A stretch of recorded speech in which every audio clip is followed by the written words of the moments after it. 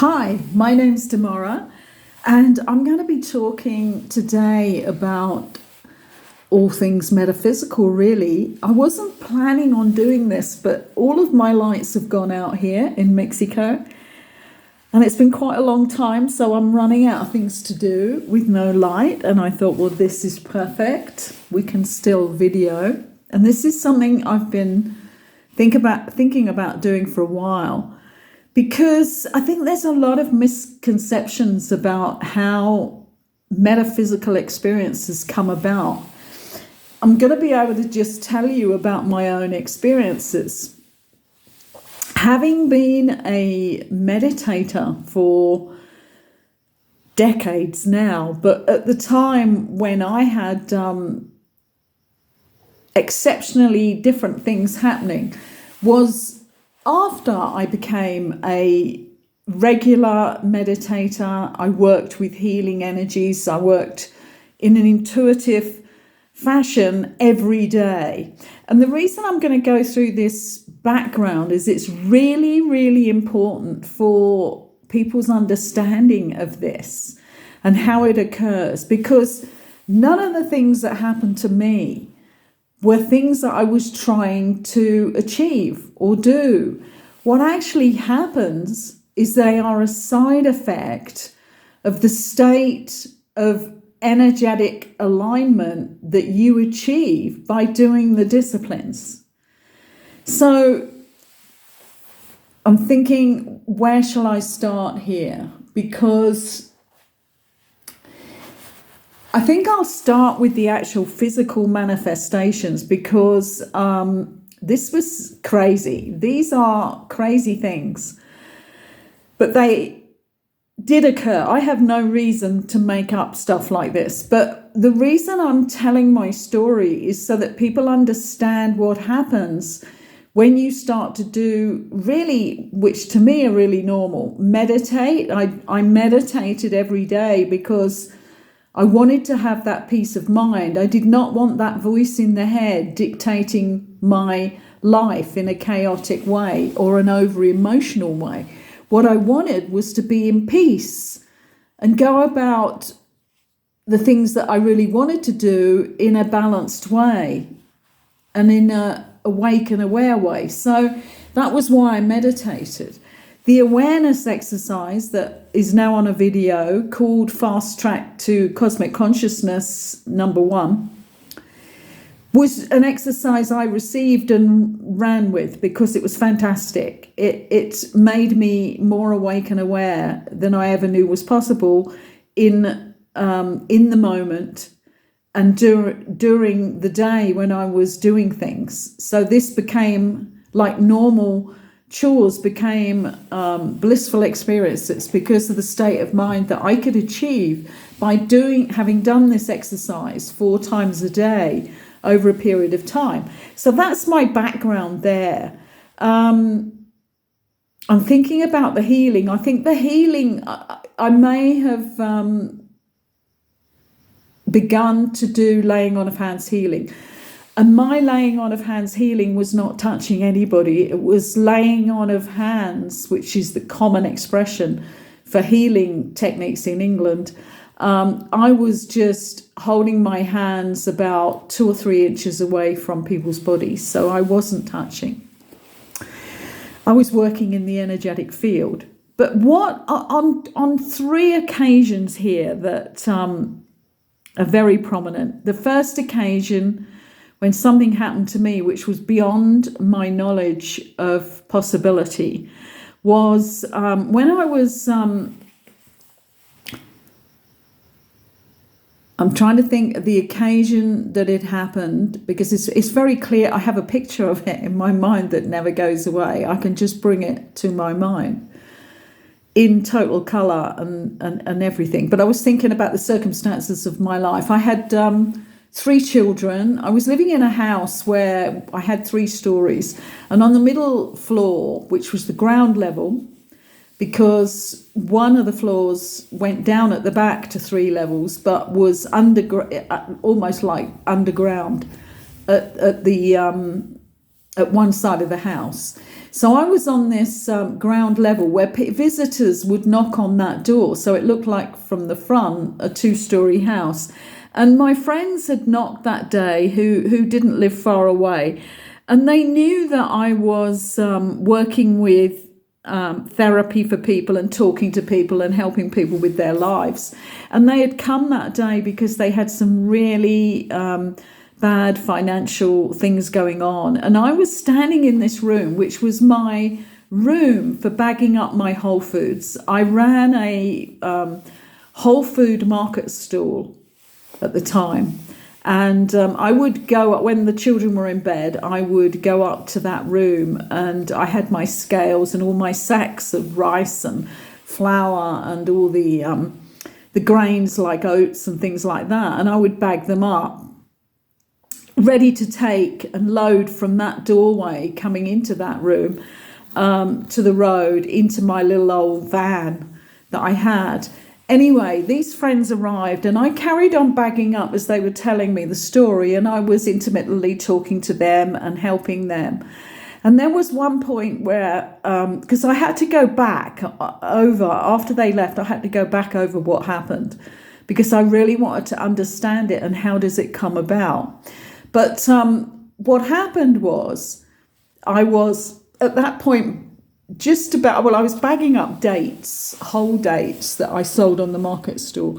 And I had a big brown box. This was about, 18 inches long, about a foot wide, and about 6 or 8 inches deep.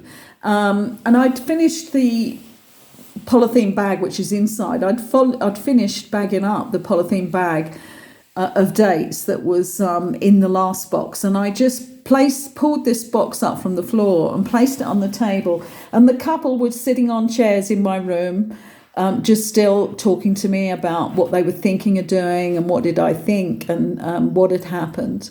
And I was actually helping them through the emotional experience of feeling positive about things in the future, even though some things for them had not worked out.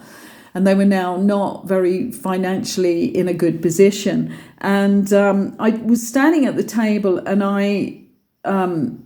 the guy had got up and gone to his coat and got out some cigarettes, was just about to light a cigarette. And he was in not a good state. He really needed that cigarette. And I had just prized open or prized off the staples. There was really thick metal staples holding the two sides of the top of that box together. So I had got something and pulled that open. I pulled that out at this point. So the box was still closed and I had my hands on it. And what I said to myself was, oh, Pete needs a match. And there was like this, oh my God, he has to have that cigarette because he was really, really stressed out. And I visualized, I pulled open the box cover, but when I went back on it, I knew what I did. I was visualizing how I could get him a match. And I pulled open with my hands the four sides of the cardboard, pulled it open, and then there's a sealed bag with the dates in, which is polythene, and I visualized my Rayburn cooker downstairs on the ground floor, well, the first floor right down, which would be to other people basement on that level, but it was our at the back of the house. It opened into a large garden. So I was visualizing this Rayburn, which I can still see as clear, and it had one of the racks. It still had the old black enameled rack at the top where the chimney goes up and the big black pipe goes up through the wall. And I knew that the Swan Vesta matches were there, so I visualized it. And I wasn't thinking I'll go down and get it. I was first of all thinking, Pete really needs a match. Pulled open the four corners of the box so that it opened wide, and laid on the plastic was one Swan Vesta match. Well, I was just like shocked, but took the match because the most important thing was that Pete lit his cigarette up. So I picked up that match and gave it to him and continued my conversation with them. Sometime later they left, and that was when I thought, now I have to think about that, because that match came up from downstairs. So what I did was I thought, how does that come about? I wasn't like flabbergasted, and there was just a part of my mind knew that I had to now understand it. And what it was there was a real need in a pure energy that wasn't anything to do with, for me, it was for somebody else. And this is something I understood as time went on and other things happened, that it was always a great need for somebody else. I've never manifested in that way for myself directly. But it definitely, there is no way that there was because Swan Vesta matches are a particular match, and not everybody bought Swan Vestas. We just had them on top of the Arga boiler on that shelf, ready to light that boiler when it went out. It was on constantly, but for cooking and for heating, and I made bread every day. But the Swan Vesta matches were there in case we needed that match to light the kindling again and get the fire going. But through that visualization, and I never thought I'm going to get that match up here. And this is really important for people to understand. I wasn't doing that.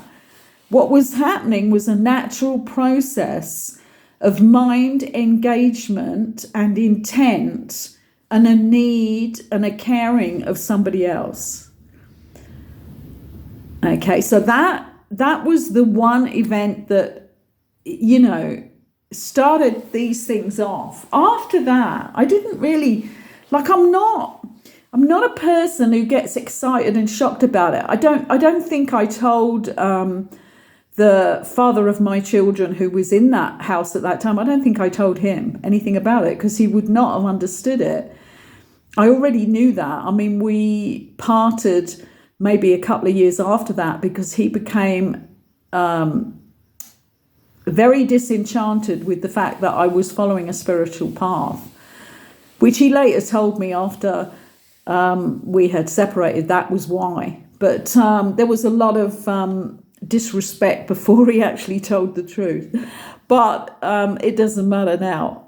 It was just something that happened. But I never talked to him about it because I know he wouldn't. I never told them about it. They were too distressed and there was no need. So my response to it was definitely not a reaction. It was like natural, which I realized afterwards as well. And throughout my life since then, that's the way I respond when these things happen. The next one is really crazy. Even I thought this one was crazy, and I laughed. I felt it was such fun because I was in a car and I was driving this person, a young woman, actually probably near enough the same age as me. And we were young women at the time. I was still in my 30s at this time. And I was driving my car and driving her home, or maybe I was driving her to my house. I'm thinking of where it happened because I can see this, and I can see the roundabout in the town that I was in, even though it's changed now. But I see it like this was captured for a reason. And this was the second time that something manifested in front of my eyes. It manifested in front of my eyes. I'm driving this woman and we go round this roundabout, and I'm really excited and engaged. When I say excited, I get exhilarated when I'm talking to people about things that I know that are going to help them. So I was really exhilarated. I'm going to change that because I wasn't in a strange, excitable state. I was exhilarated because she really wanted to know about things that I knew about. And I'd been talking to her about this from the start of the journey, about how things are not what you think they are. And I was actually in the middle of saying words like that because, again, when I dropped her off home, eventually here at the end of the journey, I mean, I had to then sit and recap and think, okay, let's think about exactly what happened. And this is really important to do if you have anything happen to you that is exceptional. Then you're going to understand the process. So I'm talking to her and saying, yeah, you know, anything's possible. I remember that bit. And like, this is how it is. This is how things really happen. And I was talking about the fact that things can happen, but not in a normal way. Like in your life, if you just want to do something, just start to do it and the way will be shown to you. That's probably very similar to what I was telling her, and that things just can happen. And it was those words. And as I'm driving, I had to slow up because I'm going round this roundabout, and I noticed something sitting on the bonnet of the car. Wasn't there a minute before. We're not slowed down slow enough, so we're on a road. There's nobody walking. It's all in a line of cars. And the next opportunity was just across the road as we were going up towards where we were going. I just pulled over and I was laughing because I was already exhilarated by the fact that she was really fascinated by what I was saying. And I said, my goodness, what's that on the bonnet? And she just could not believe. She said, oh my God. And I got out, went round to that side of because we drive on the other side of the road in England. And I picked up this long, elongated triangle. Well, I was going to say parcel, but it wasn't that big. Package. And it was in like a bag, a paper bag. Okay, it was like a paper bag. And then inside, I just got hold of it and threw it to her in the car, and then went round to my side of the car, laughing and saying, look what they've shown us. It was all, you know, because at the time when these things happen, I am in a total mode of acceptance for some reason. And we opened it up. And it was round about a large 1/2 pound of cheese wrapped in the old style greaseproof paper, which at that point, I'm trying to think that, I mean, I remember that when I was a child, that they used to have shops in my town where they did it. They cut that cheese from a huge round and wrapped it in greaseproof paper. But anyway, this was not that time. I was at least 36, 37, 38 at the time. This was not that time in our evolution. And this was a 1/2 pound, and we smelt it. It was like cheddar. It was a cheddar cheese wrapped old style in greaseproof paper and a paper bag. And I took her home. I was laughing and I was saying, look, I told you, you know, and this is how the universe shows us. But it wasn't until I got home, parked the car up and started thinking about it, because I knew I had to do that. I had to go back to that moment. And again, there was that point, there was that moment of exhilaration where I really wanted her to get it. So there was desire, and with that passion in the exhilaration. Okay, so that was how I started thinking of it. That you know, there was never a point. I don't know how much time between those two circumstances. I'm trying to think. I was in a different house for sure, because I have like a photographic memory on experiences like this, and it was definitely the next house that I moved into after the one where the Swan Vesta match appeared. So it was in another house, and I thought about it, and I thought it's the same thing. What it is a caring. It's a high attitude, high energy of needing something for somebody else. So it's a giving, it's a response, isn't it? Because I really needed to get it. I never wrote anything about this or notes. I never talked to anybody about it either until years and years later when I was running workshops. And if the participants in the workshop were responding on a good, really good high level of acceptance and acknowledgement of what they were understanding, I might have shared these stories, but they're not something I share with everybody. But I am now, because I think we're at the point where we need to understand all the pieces that fit together in this knowledge of who we really are, what our potential is, and how it comes about. Because certainly I have never been one of those people who've sat and tried to move an item. Because there are people who do that, and they sit and they concentrate and they try and work it out, how they can move that article from over there to over here, because they're really interested in that power. But for me, it was nothing like that. It was something that occurred, and I went deep inside that experience afterwards to understand how it came about. And I also knew that it was about my state of... So at that point, after these two, it was about my state of being. I'm thinking here, the third one was in yet another house that I lived in. I did end up moving around a lot for different reasons, which I will eventually do a video about this, because would be the most fascinating thing that I've found out about why I always had to have that need, because I didn't know what was at the back of it, but I do now. And it's about to come to some sort of culmination in the public eye. But I'm not going to go into that yet, and not for another few videos, actually. But this one was in another house, and I was doing land protest. I had been working...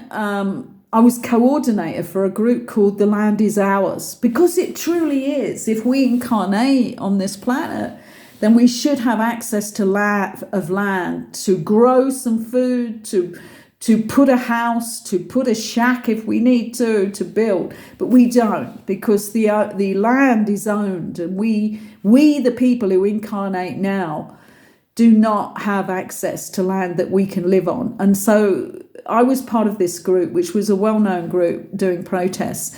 And at the end of the last protest, one of the people from Scotland, a girl a lot younger than me, actually, she didn't have anywhere to go. And I said, well, listen, come back to my house and live there for a while until you want to move on and sort something else out, because we had finished that particular protest. And we used to live on site a lot of the time.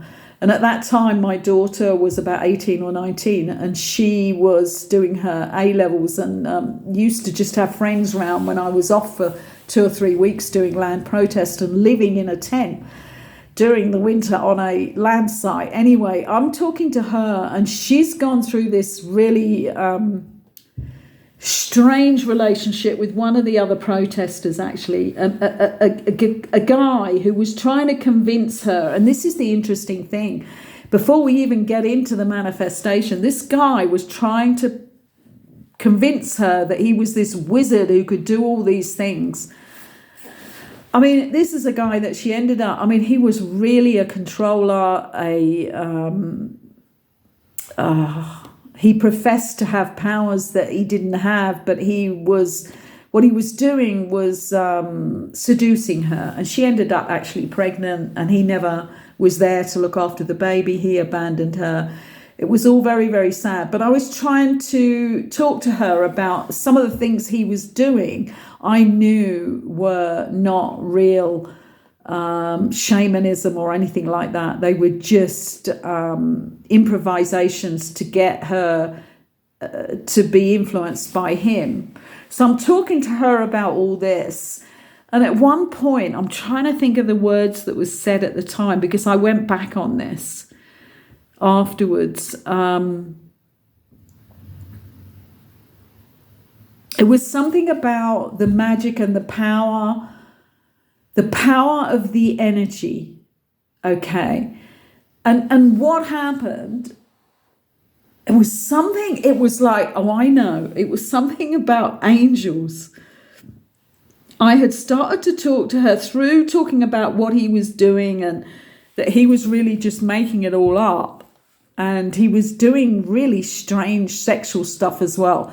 And I was talking to her about he must have said something about an angel, and I said if that was really angelic or a real angel, you would know. And suddenly in the room there were these notes played. I mean, very loud in the room. And it was, I thought, well, what is there in this room that could even do that? And again, we were in that exhilaration of talking about higher things, and I certainly was. And after a few, and I said, well, look, you've just had a reply to tell you that we're on the right track. We're talking about the right thing here. Do not be taken in by this. I was really concerned for her because I knew, and this guy was like doped up most of the time on marijuana. And I know the illusionary side of that when people are trying to convince you they're spiritual. I looked around the room and I realised that behind the settee was a guitar that I'd bought secondhand. I hadn't even thought or looked at that guitar for a long time, and it had played the notes so powerfully, but they were like so in tune.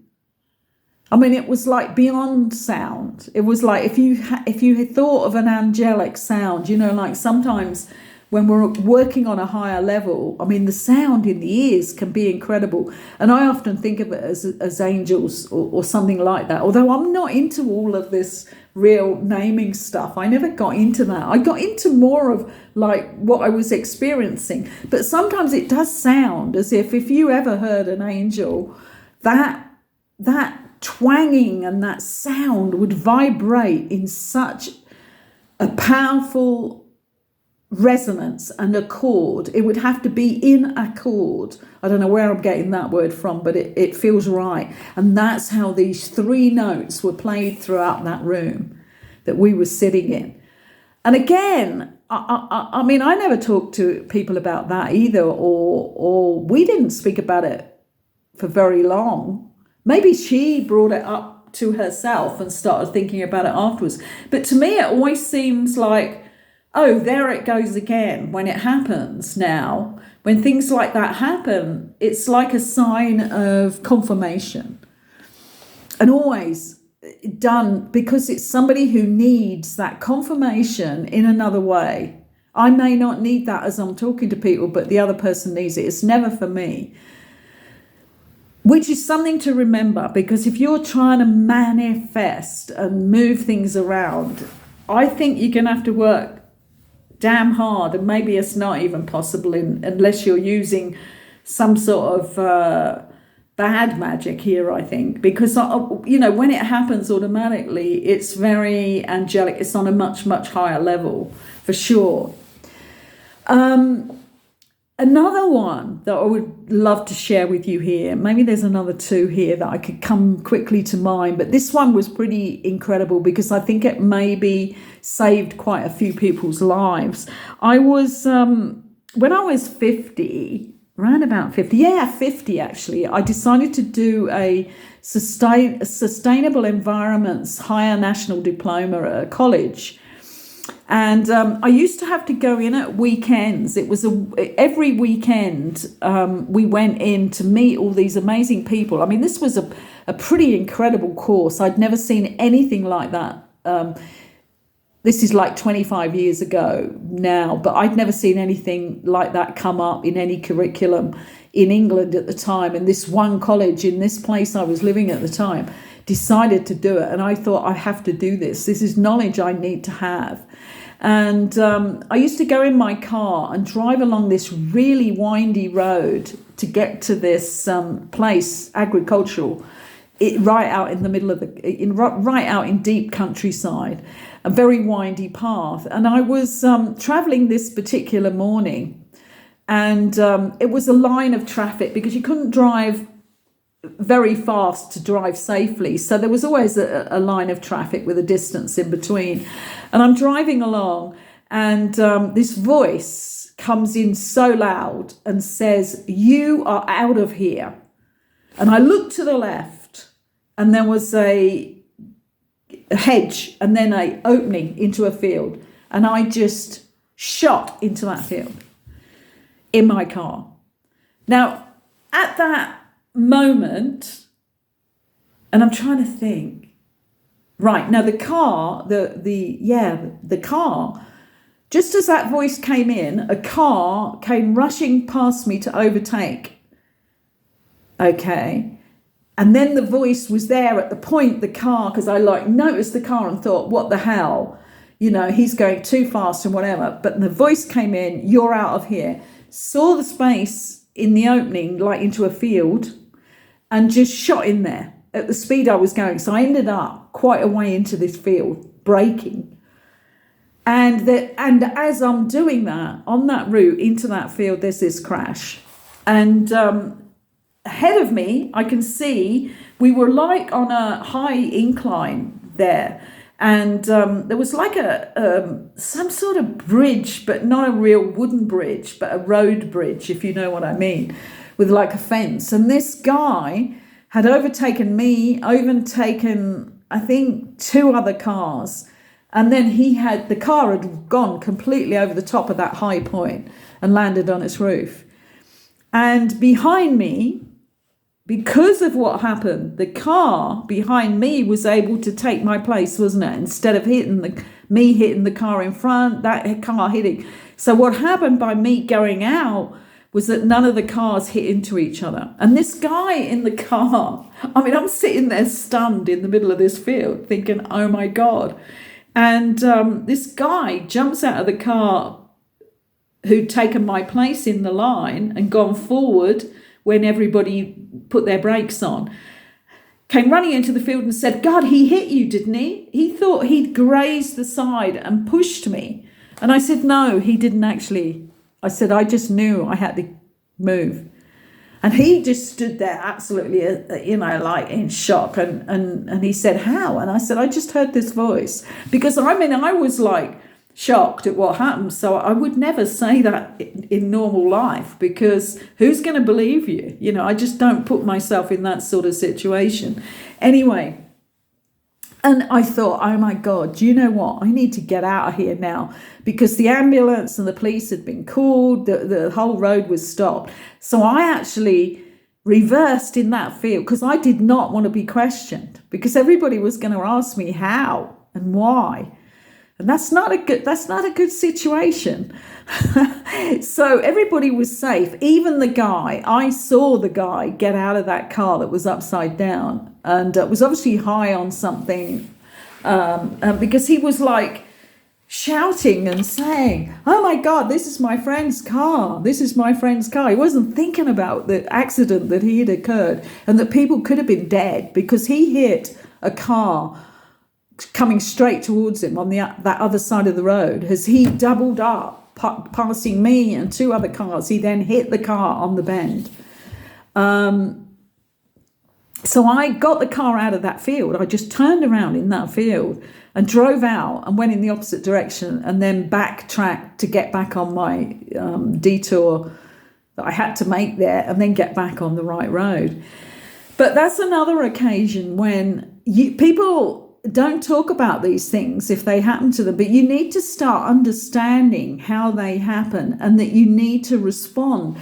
And the other thing is, you do respond when you hear that it isn't your voice in your head.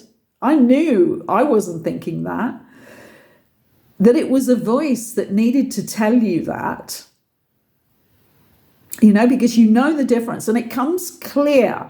And it's coming in at a level of frequency that you're going to respond to. And there are, I've no idea how long this conversation with me and you has been so far. But I'm thinking, do I tell? There's 2 other stories involving cars here, both crazy.